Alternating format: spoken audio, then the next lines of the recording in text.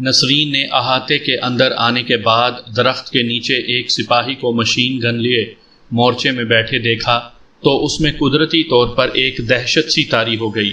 اس نے سوچا ضرور یہ کوئی جیل خانہ ہے جہاں پر جاسوسی کے الزام میں زبردستی پکڑے گئے مسلمانوں کو لا کر رکھا جاتا ہے اور ان پر تشدد کیا جاتا ہے۔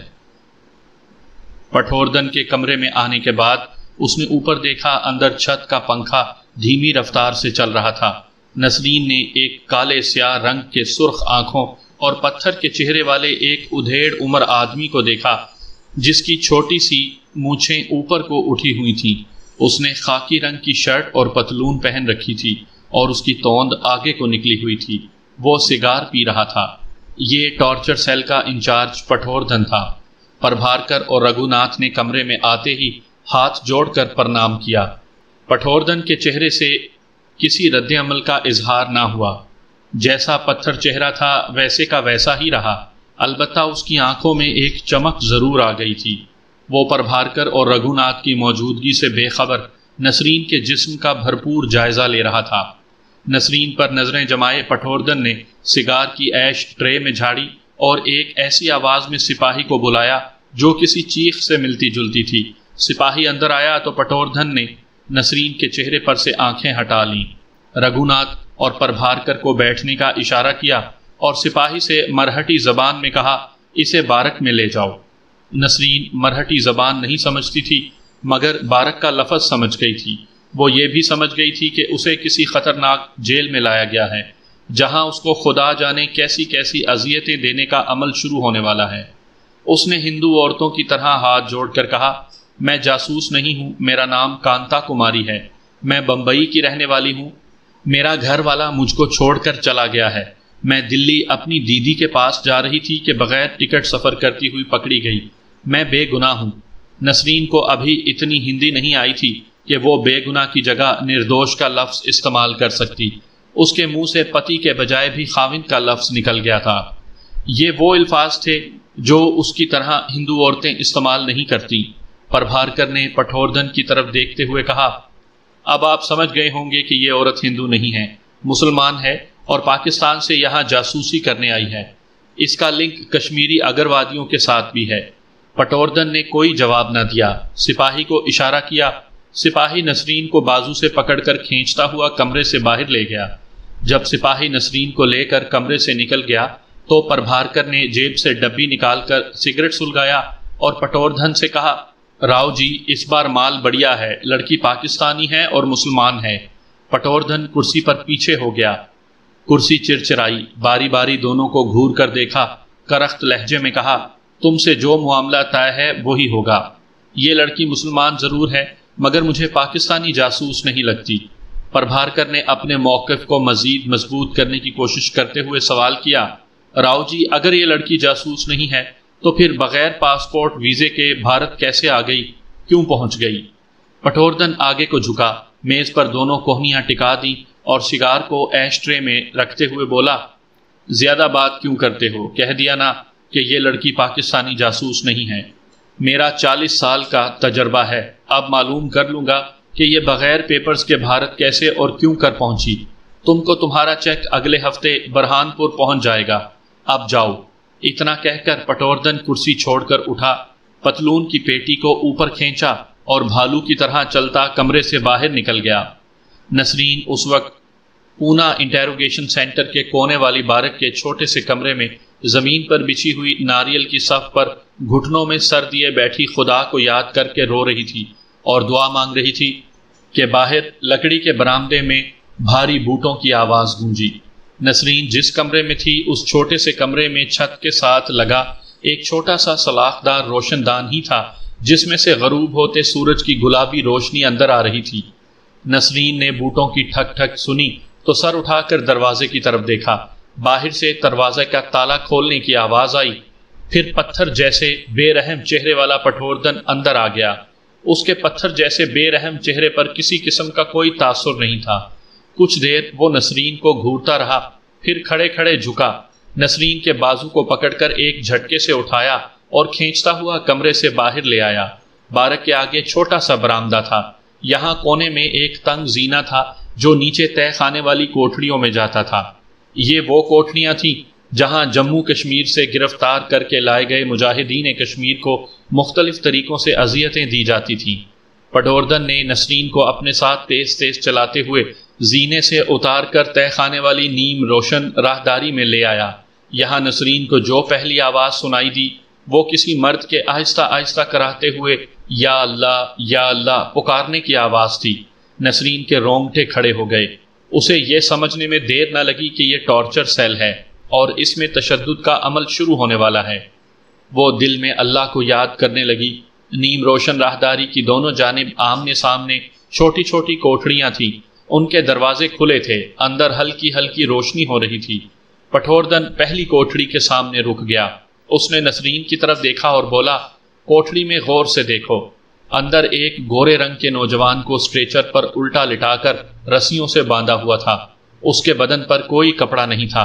ایک آدمی اسٹریچر کی ایک جانب کھڑا تھا، دوسرا دوسری جانب کھڑا تھا۔ تیسرا آدمی اسٹریچر پر اوندھے پڑے نیم بے ہوش نوجوان کی کمر کی ریڑھ کی ہڈی کے ساتھ ساتھ چھوٹے چھوٹے کیل رکھ کر ہتھوڑی سے ٹھونک رہا تھا۔ نوجوان کرا رہا تھا۔ اس کے منہ سے بار بار یا اللہ کے الفاظ نکل رہے تھے۔ اس کے گورے چٹے بدن پر خون کے دھبوں کے نشانات تھے۔ پٹھوردن نے نوجوان کی طرف اشارہ کر کے نسرین سے کہا، یہ کشمیری دہشت گرد ہے، یہاں سے یہ زندہ واپس نہیں جائے گا۔ وہ نسرین کو بازو سے پکڑ کر آگے چلا۔ دوسری کوٹھڑی خالی تھی۔ اس کوٹھڑی میں سے خون کی بو آ رہی تھی، جیسے تھوڑی دیر پہلے وہاں کسی کو ذبح کیا گیا ہو۔ سامنے والی کوٹھڑی میں ایک اور نوجوان تقریباً سارے کا سارا خون میں نہایا ہوا فرش پر ٹانگیں پھیلائے بیٹھا تھا۔ اس کی ٹانگوں کے درمیان بانس بندھا ہوا تھا، جس کی وجہ سے وہ اپنی ٹانگیں ہلا نہیں سکتا تھا۔ دو آدمی اس کے پیچھے کھڑے تھے۔ نوجوان کی گردن میں رسہ ڈلا ہوا تھا۔ رسے کا ایک ایک سرا دونوں آدمیوں کے ہاتھ میں تھا۔ وہ اسے وقفے وقفے سے کھینچ رہے تھے۔ نوجوان کے حلق سے خرخراہٹ کی تکلیف دہ آوازیں نکل رہی تھیں۔ نسرین اس بھیانک منظر کی تاب نہ لا سکی۔ اس نے اپنا چہرہ دوسری طرف کر لیا۔ چوتھی کوٹھڑی میں ایک ادھیڑ عمر کشمیری مجاہد کے جسم پر گرم گرم استری پھیری جا رہی تھی، اور کشمیری مجاہد کا جسم جگہ جگہ سے جل کر سیاہ پڑ گیا تھا۔ کہیں کہیں سرخ گوشت نظر آ رہا تھا۔ دوسری کوٹھڑیوں میں بھی کشمیری مجاہدوں پر اس سے بھی زیادہ تشدد کیا جا رہا تھا۔ اچانک آگے والی کوٹھڑی سے کسی لڑکی کی اذیت ناک چیخ بلند ہوئی۔ پٹھوردن نے نسرین کی آنکھوں میں گھورتے ہوئے کہا، آؤ تمہیں تمہاری ایک کشمیری بہن سے ملاتا ہوں۔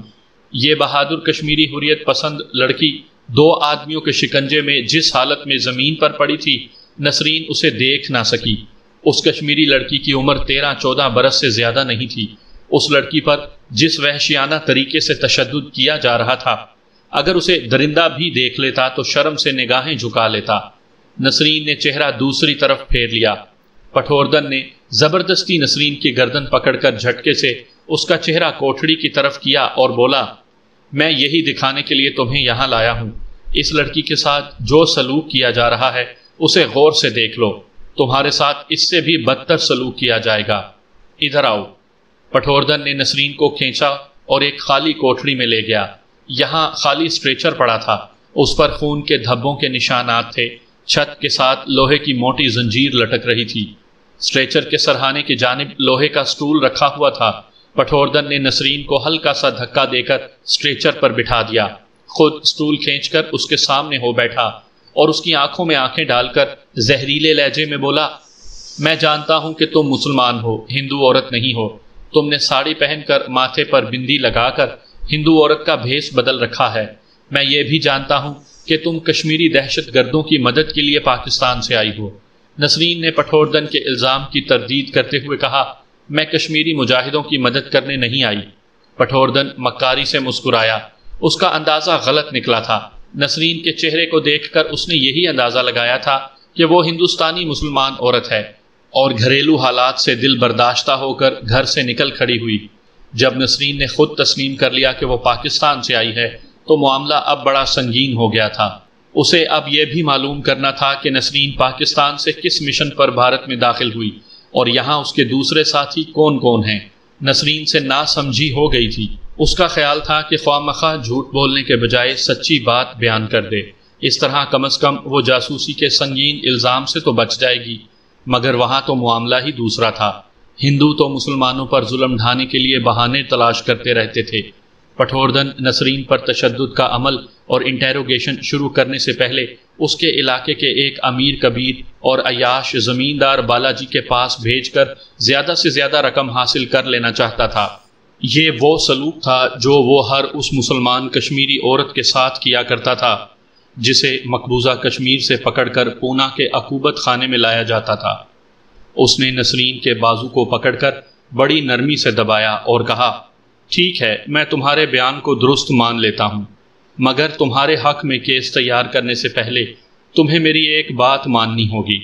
میرے ساتھ آؤ۔ نسرین کے بدن میں خوف کی سرد لہر دوڑ گئی۔ وہ جانتی تھی پٹھوردن اس سے کیا بات منوانا چاہتا تھا۔ نسرین نے اپنے آپ کو مرنے کے لیے تیار کر لیا۔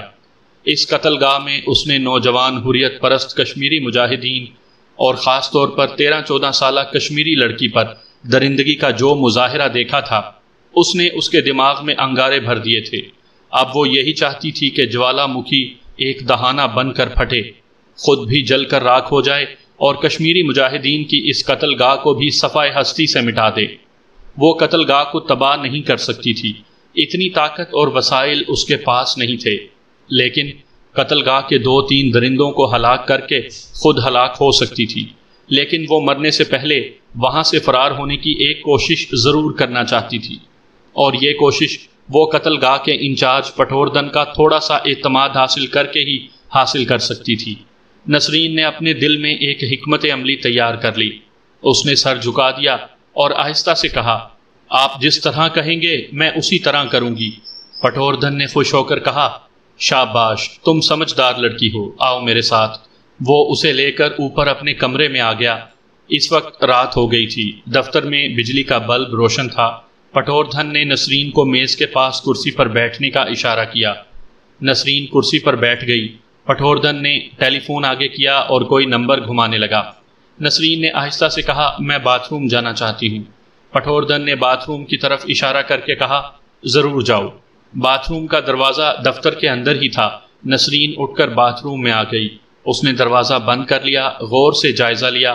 باتھ روم کا نہ کوئی دوسرا دروازہ تھا جو باہر کو کھلتا ہو، اور نہ ہی کوئی کھڑکی تھی، نہ ہی کوئی روشن دان۔ مایوس ہو کر اس نے نلکا کھولا اور منہ پر چھینٹیں مارنے لگی۔ اس دوران اسے کمرے میں سے پٹھوردن کے کسی سے باتیں کرنے کی آواز سنائی دی۔ وہ انگریزی میں کسی سے بات کر رہا تھا۔ نسرین نے نلکا بند کیا اور کان بند دروازے کے ساتھ لگا دیا۔ پٹھوردن انگریزی میں کہہ رہا تھا، نہیں مسٹر بالاجی، آج رات نہیں، کل کا وعدہ پکا ہے۔ آج رات وہ میرے پاس رہے گی، کل تمہارے پاس پہنچا دوں گا، مگر صرف 2 دن کے لیے۔ ہمیں اس سے پوچھ گچھ کا سلسلہ بھی شروع کرنا ہے۔ نسرین دروازے سے پرے ہٹ گئی۔ وہ سوچ میں پڑ گئی، کیا وہ اس درندے سے اپنی جان، اپنی عزت بچا سکے گی؟ بظاہر یہ بات ناممکن لگتی تھی۔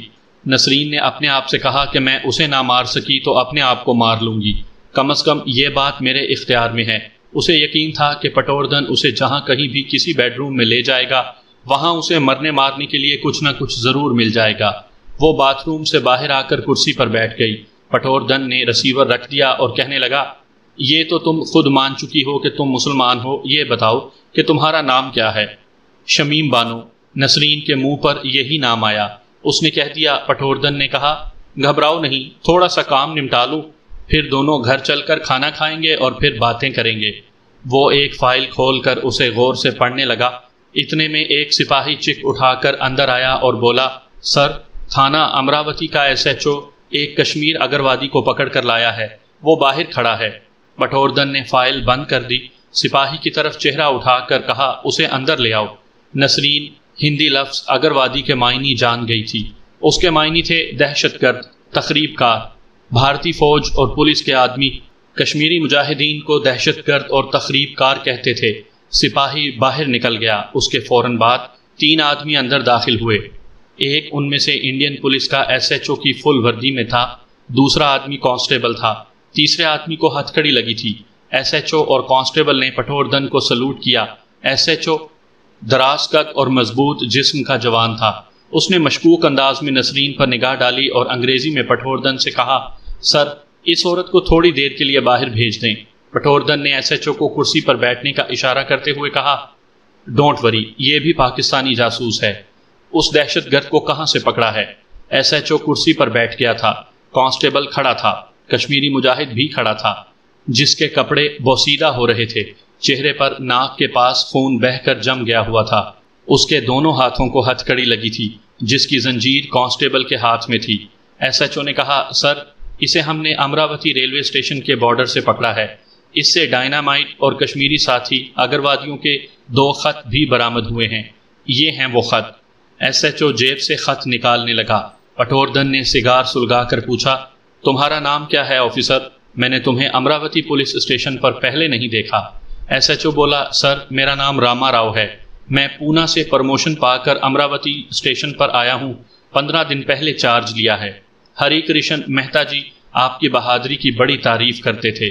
پٹھوردن کے ہونٹوں پر مسکراہٹ آ گئی۔ اچھا، تو تم اس کی جگہ آئے ہو؟ مہتا جی ہمارے بڑے دوست ہیں۔ S H O Rama Rao اس دوران جیب سے ایک بڑا لفافہ نکال کر کھول رہا تھا۔ اس نے لفافے میں سے 2 خط نکالے اور پٹھوردن کی طرف بڑھاتے ہوئے کہا، مہتا جی کا بمبئی میں ٹرانسفر ہو گیا ہے سر، اب وہ ریٹائرمنٹ کے قریب ہیں۔ سر، یہ خط ہیں جو اس بدماش کے ساتھی کشمیری تخریب کاروں نے اسے سری نگر میں سے لکھے تھے۔ اس میں امراوتی کے بڑے ریلوے پل کو اڑانے کی بابت بھی لکھا ہے۔ پٹھوردن دونوں خطوں کو باری باری غور سے دیکھنے لگا۔ اس دوران نسرین اپنی کرسی پر سمٹی سمٹائی خاموش بیٹھی رہی۔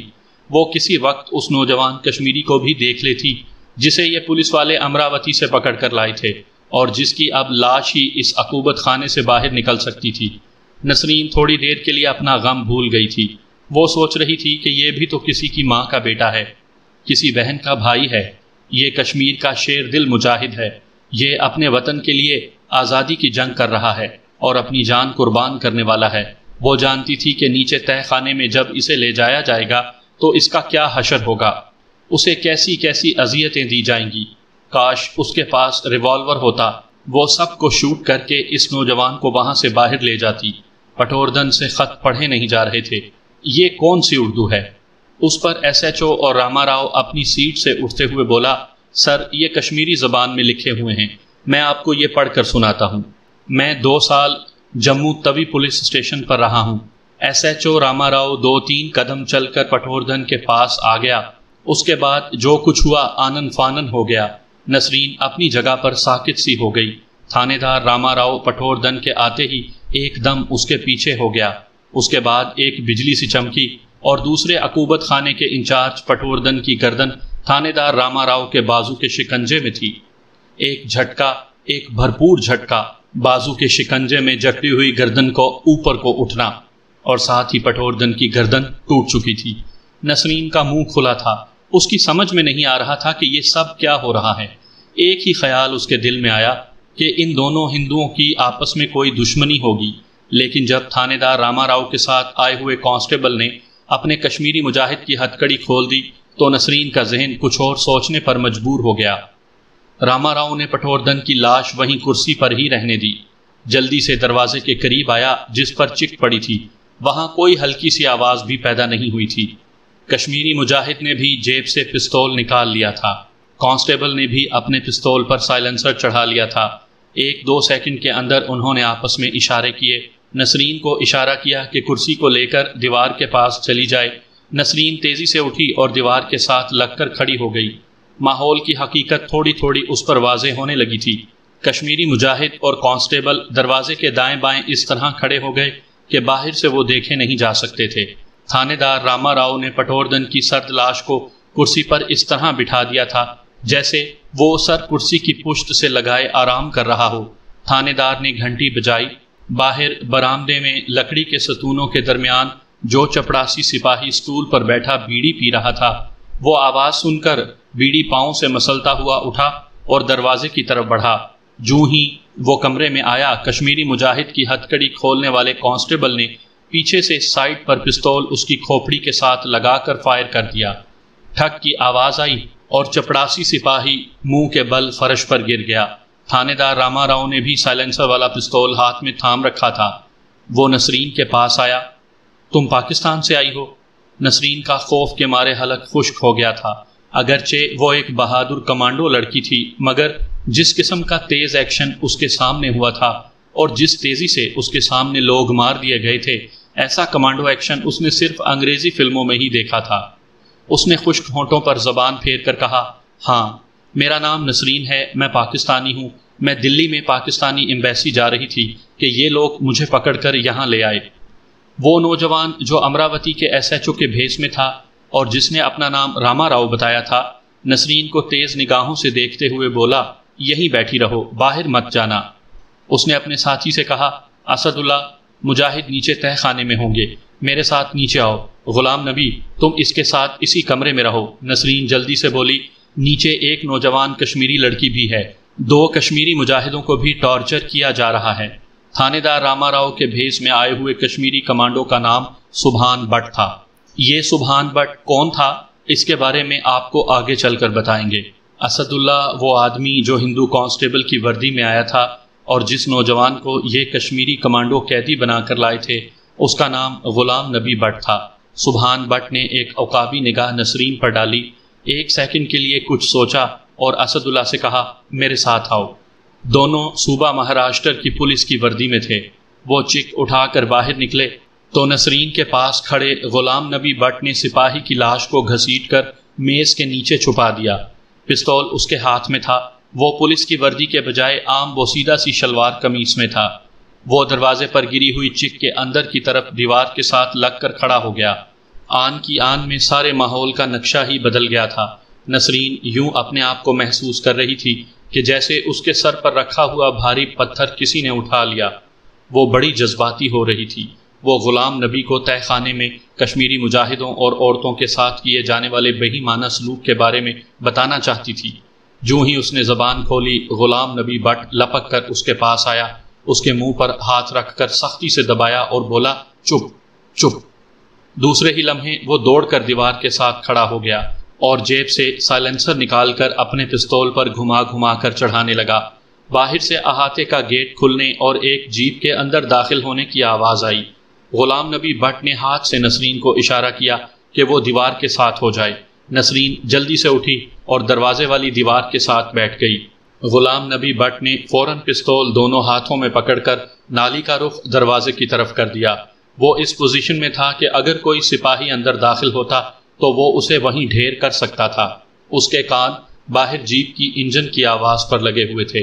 اس کا خیال تھا کہ جیپ ٹارچر سیل انچارج کے کمرے کی طرف آئے گی، مگر جیپ احاطے کی دیوار کے ساتھ کچھ فاصلے پر موجود سٹور روم کی طرف مڑ گئی۔ جب جیپ کے انجن کی آواز آنی بند ہو گئی تو غلام نبی بٹ نے نسرین کو خاموش رہنے کا اشارہ کیا اور خود کمرے کی چک اٹھا کر باہر نکل آیا۔ برآمدے میں جھک کر چلتا ہوا وہ بارک کے کونے والی لکڑی کے ستون کے پاس پہنچا اور اسے کچھ فاصلے پر سٹور روم کی دیوار کے اوپر جلتی بتی کی روشنی میں جیپ کھڑی دکھائی دی۔ وہ تیزی سے کمرے میں واپس آ گیا۔ وہ کچھ بے چین ہو رہا تھا۔ سبحان بٹ ابھی تک نیچے کیوں ہے؟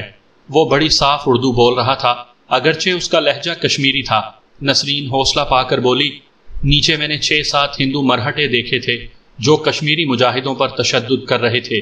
وہ نسرین کے پاس آ کر بیٹھ گیا۔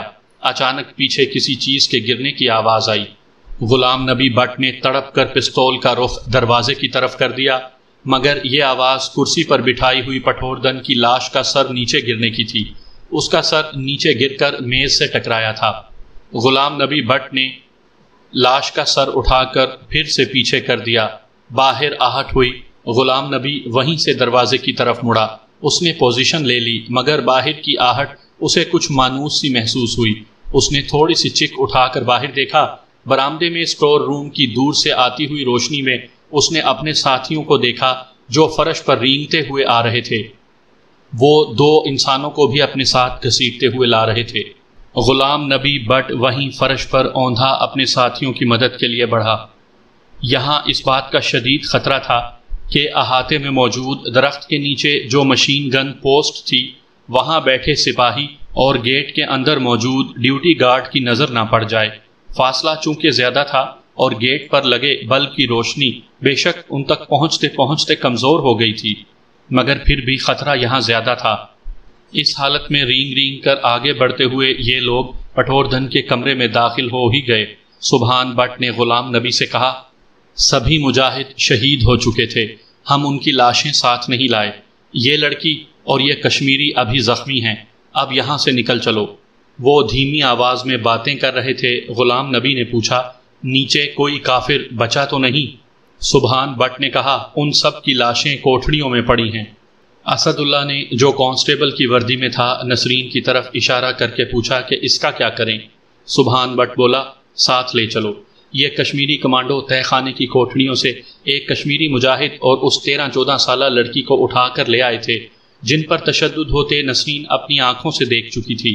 لڑکی نیم بے ہوشی کی حالت میں تھی۔ نوجوان کشمیری لڑکے کی گردن سے لے کر نیچے تک خون آلود تھی۔ یہ وہ نوجوان تھا جس کی کمر میں کیل ٹھونکے جا رہے تھے۔ اس کی کمر پر جو زخم تھے ان میں سے ابھی تک خون رس رہا تھا۔ وہ بڑی حوصلہ مندی سے فرش پر بیٹھا ہوا تھا۔ سبحان بٹ نے پوچھا، غلام نبی، یہاں کوئی اور نہیں؟ ایک جیپ سٹور روم کی طرف گئی تھی۔ سبحان بٹ نے تھوڑی دیر کے لیے کچھ سوچا، پھر بولا، ہماری ویگن گیٹ کے باہر ہے، اپنے زخمی ساتھیوں کو یہاں سے نکالنے کے لیے ویگن کا اندر لانا ضروری ہے۔ ٹھیک ہے، ہم نے جو سوچا تھا وہی کریں گے، تم لوگ یہیں چھپے رہو۔ سبحان بٹ چک اٹھا کر باہر نکل گیا۔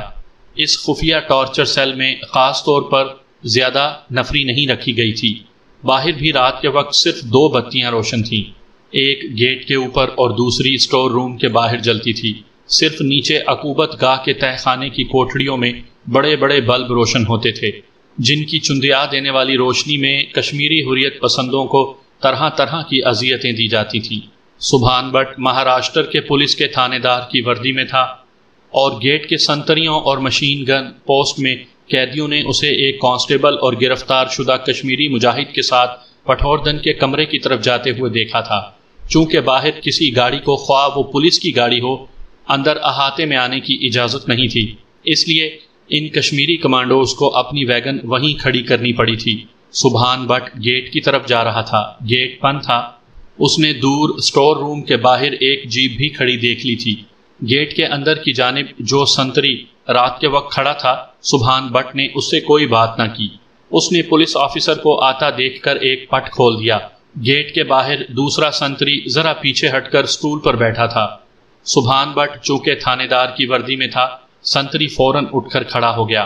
سبحان بٹ اپنی پلاننگ کے مطابق سنتری کے پاس گیا اور مراٹھی زبان میں کہا کہ راؤ جی کے آفس کا کچھ سامان پالش کے لیے شہر لے کر جانا ہے، میں ویگن اندر لے کر جانا چاہتا ہوں۔ سنتری کے سامنے مہاراشٹر پولیس کا تھانے دار اپنی فل وردی میں تھا۔ پولیس کے افسر آتے جاتے ہی رہتے تھے، اسے شک ہو ہی نہیں سکتا تھا۔ سبحان بٹ نے جیب سے ایک سگریٹ کا پیکٹ نکال کر سنتری کو دیا، تمہارے لیے امراوتی سے لایا تھا۔ یہ پیکٹ اس نے اسی مقصد کے لیے جیب میں رکھا ہوا تھا۔ سنتری نے خوش ہو کر اسے ہاتھ میں لے لیا، ساتھ ہی اس نے گیٹ کا دوسرا دروازہ کھول دیا۔ ویگن 10 قدم کے فاصلے پر کھڑی تھی۔ سبحان بٹ نے 1 سیکنڈ بھی ضائع نہیں کیا، ویگن میں بیٹھتے ہی اسے سٹارٹ کیا اور گیٹ میں سے گزار کر سیدھا پٹھوردن کے آفس کے سامنے لے آیا۔